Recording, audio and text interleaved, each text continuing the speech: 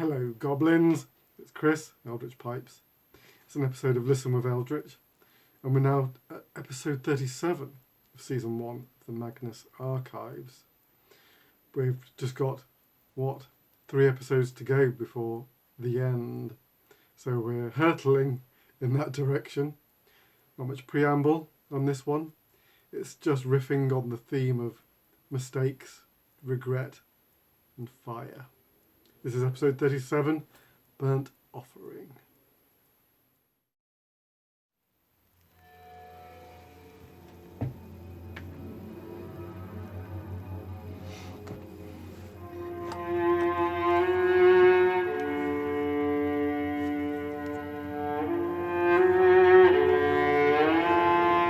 Rusty Quill presents the Magnus Archives.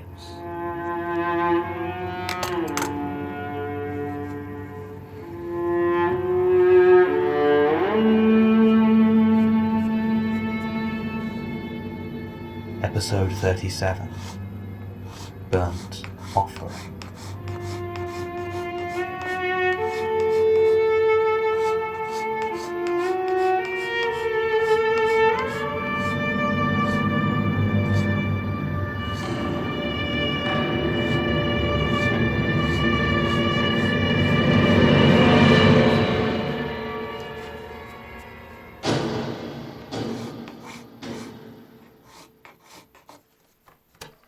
Tell me again. Again? I want it on tape. What? Why? I just want a record. To make sure I have something I can check. Fine. There were 2 delivery men, they were big, and they spoke with Cockney accents that might have been fake, and they delivered a package for you. I don't remember anything else about what they looked like. Something tall? They looked normal. Like you'd expect. They looked like 2 huge Cockney delivery men. I don't know what else you want. What about the table? I didn't see the table. I guess Rosie must have signed for it. I mean, it's her office on the way to artifact storage, so that makes sense. She says the same as you. 2 men, doesn't know how they got in, too intimidated to ask, looked exactly like you'd expect. Useless. Sorry. Look, John, I do think we should destroy the table, though. I mean, if it's the one from Amy Patel's statement, just in case. Elias told me the same thing. Luckily, he phrased it as advice rather than an instruction, so for now I'm more inclined to keep studying it. We're not in the business of destroying knowledge. I suppose. Can I go now? Yes, go on. Thank you. You need to get some sleep. I'll see you later. Waste of tape, really. He's right. Might as well get some use out of it. Statement of Jason North regarding the discovery of an alleged ritual site found near Loch Glass in Scotland. Original statement given August 6th, 2009. Audio recordings by Jonathan Sims, head archivist of the Magnus Institute, London. Statement begins. I just need to know if you can save my son. I've asked, and your people only ever tell me to write my statement, put it down on paper for investigation. Is that going to help? No, of course it isn't. Even if you have the power to do something, would you? Or would you rather watch my son burn so you can take notice? I've been drinking. You can probably tell from the stains. And I don't plan to apologize for ruining your precious paper, and I don't plan to stop. Only way to keep the fear from settling in. If I'm scared I'm going to lose Ethan like I lost everything else, then I'll curl into a ball and never get up. I won't be able to do anything to stop it. I won't let my son burn, even if you cowards don't have the guts to step up and do something. I'm sorry, I know. There's no one to blame but my own stupid self, blundering in where I had no right to go. But yes, I know. You want the whole goddamn story, don't you? So you can look over it in 10 years and go, interesting, long after Ethan and me are dead. Well, fine. There's not much to it, really. For everything it's done to me, I didn't really do anything at all. Just messed around in the wrong clearing. I'm an ecologist. Was an ecologist, working for the Forestry Commission up in Scotland. It was a great job, for me at least. I suppose if you don't like hiking or being alone, you'd have a hard time with it, but for me it was a great fit. Now, up in the north of Scotland, the bit without all the people, there are plantations of evergreen trees, huge ones. And their job is the same as pretty much any other tree, to get cut down for wood. Trouble is, a lot of animals make their homes in and around those trees. Badgers, red squirrels, even pine martens. Do you know what a pine marten is? It's a wee bear. An adorable wee bear that needs to be protected. Because the pine marten, like a lot of other species that live in those areas, is protected by conservation laws. Can't be legally killed without the sort of special permissions logging companies rarely have. So it was my job to walk through all these plantations with a clipboard and note down what animals had made their homes where. You don't need me to tell you that the job can take me a long way from civilization at times. Some of these plantations are off the beaten track. Everyone gets so caught up on how small Scotland is compared to other countries, but it's still huge compared to a single idiot wandering through the forests. And there aren't so many people, so you have large areas all but devoid of human life. It wasn't uncommon for me to find myself an hour or more away from a town or main road or any other human life at all. I didn't mind being alone, though, because I knew I had my little boy Ethan waiting for me back at home, 4 years old and already sharp as anything. And my wife Lucy. She used to be waiting for me as well. You see plenty of strange things out here. That far from anywhere, a lot of folks use it as their own personal dumping grounds. Fridges, microwaves, barbed wire, all sorts. Occasionally strewn throughout the forests and over the hills. I even found a corpse once. Not as exciting as it sounds. They were far too decomposed for me to tell anything about the death. Could have been a mafia hit, or could have been a hiker having a heart attack. Result was the same for me. Radio it in and then lose 2 hours of life babysitting a dead guy while I wait for someone to get up and take charge of it. So, when I saw the clearing in the trees near Loch Glass, I wasn't worried. I figured I'd seen everything messed up the forest had to offer. Heck, I even saw a friend of mine get impaled on a falling tree once. I reckoned there was nothing left to shock me. It didn't matter that the hairs on my arm began to stand up, or that I started sweating through my coat in the middle of February, or that dry, acrid taste at the back of my throat made me want to gag. I still headed on over to investigate this odd-looking clearing. It wasn't man-made, or at least nobody had cut trees down to make it. It looked as though the trees had been deliberately planted in a circle. If that was the case, judging by their growth, they must have been planted like that almost 50 years ago. In the center was a large piece of stone, crudely hacked into what looked like a small seat or maybe an altar. As I stood there on the edge, I realized that the trees around me were completely silent. And after a few seconds of examination, saw that it didn't look like there were any animals at all around this clearing. It was unsettling, sure, but it also meant that I had all the information I needed for my survey of that area. I could tick the boxes and move on. I didn't need to enter the clearing, but I did. The moment I crossed that threshold, I knew I had made a mistake. It was like an electric shock rushing through my body, and my already warm skin began to prickle and burn. I stripped off my jacket with sweat dripping from my fingers and reached for my water to try and get rid of that foul taste in my throat. I pulled the cap off and took a long swig. Half a second before I realized the water was boiling hot. I screamed. Well, it was more of a gurgle, really, and fell to the floor in agony. I lay there for almost half an hour, collecting myself and just breathing in the cold winter air of the Highlands, waiting for the pain to die down. Eventually, I managed to compose myself and stagger to my feet. The strange sensations were still there, but I was able to mostly choke them down, at least until I had a proper look around the clearing. The altar was the focus of the whole thing, but in many ways it was the least interesting part. Clean, smooth stone.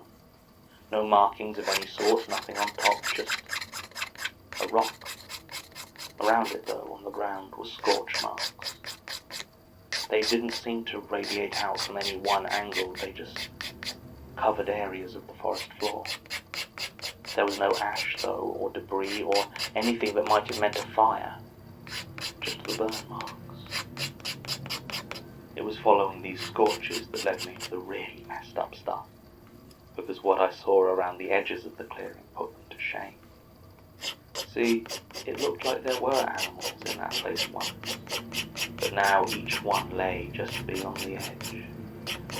On all of them, the fur or feathers had been burned away, and all that was left was their skin, scalded a vivid, angry red like they'd been badly sunburned.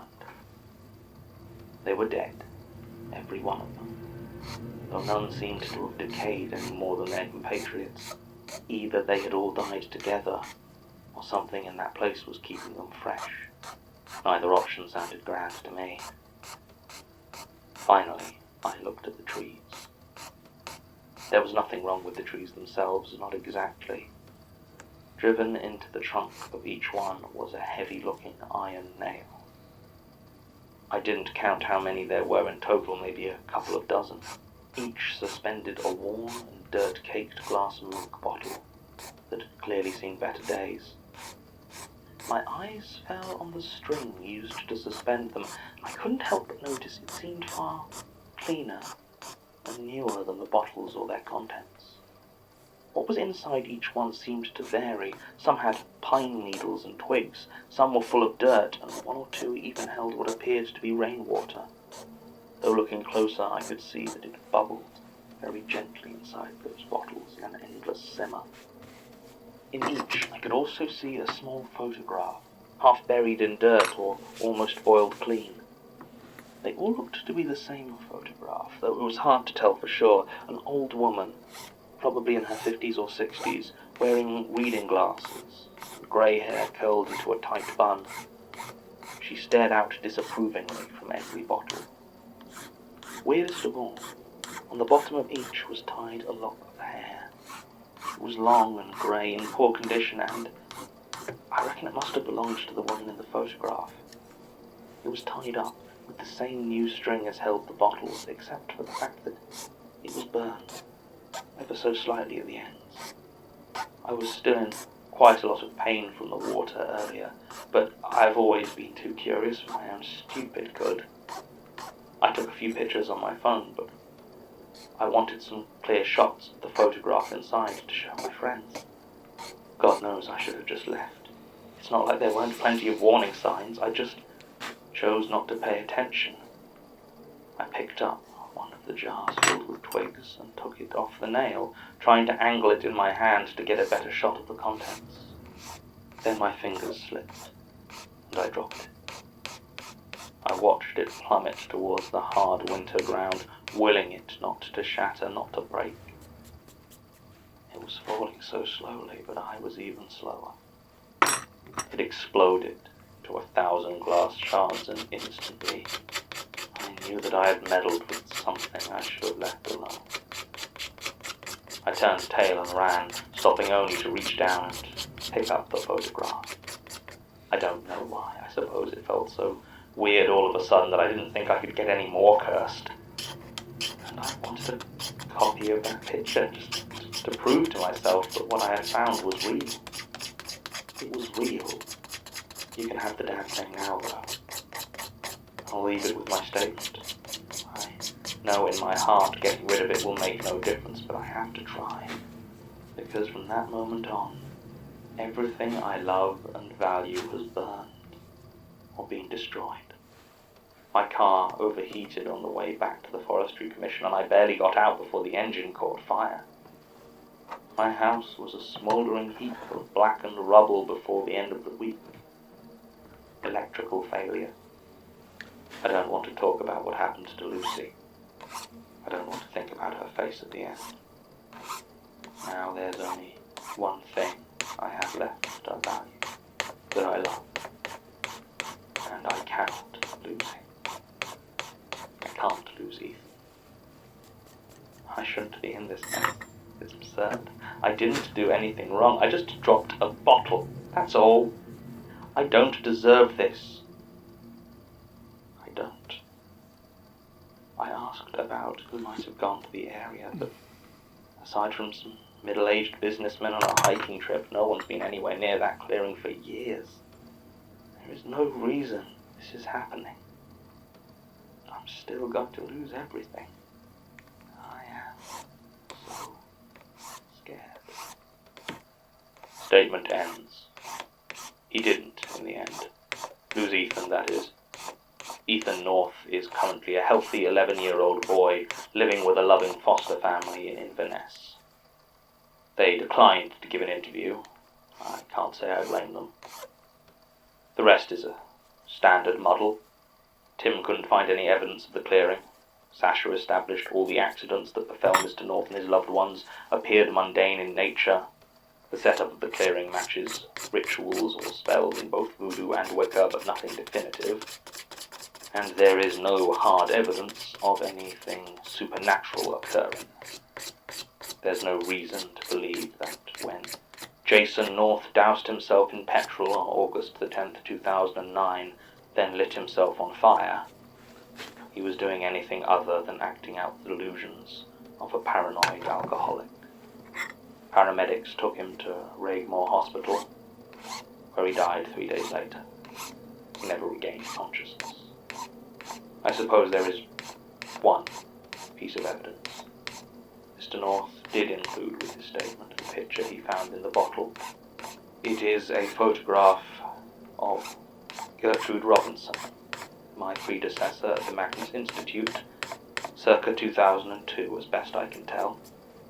I have no idea what this means. I have no idea what any of this means. I'm very tired. And recording. Special thanks to Samantha Emery. The Magnus Archives is a podcast distributed by rustyquill.com and licensed under a Creative Commons Attribution Non-Commercial Share-alike International license. Today's episode was written and performed by Jonathan Sims. It was produced by Alexander J. Newell and Mike LeBeau, and directed by Alexander J. Newell.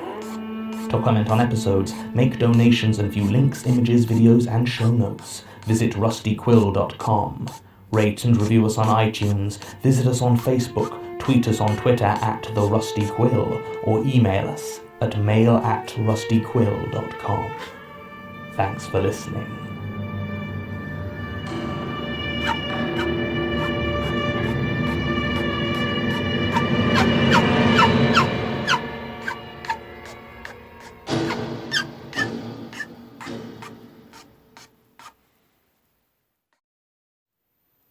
All right, hope you enjoyed that. I'll be back next, if the fair winds are blowing in the right direction, with this week's pipes. Or next time it'll be episode 38 next week. All right, till then, take it very easy. Your loyal pipe maker.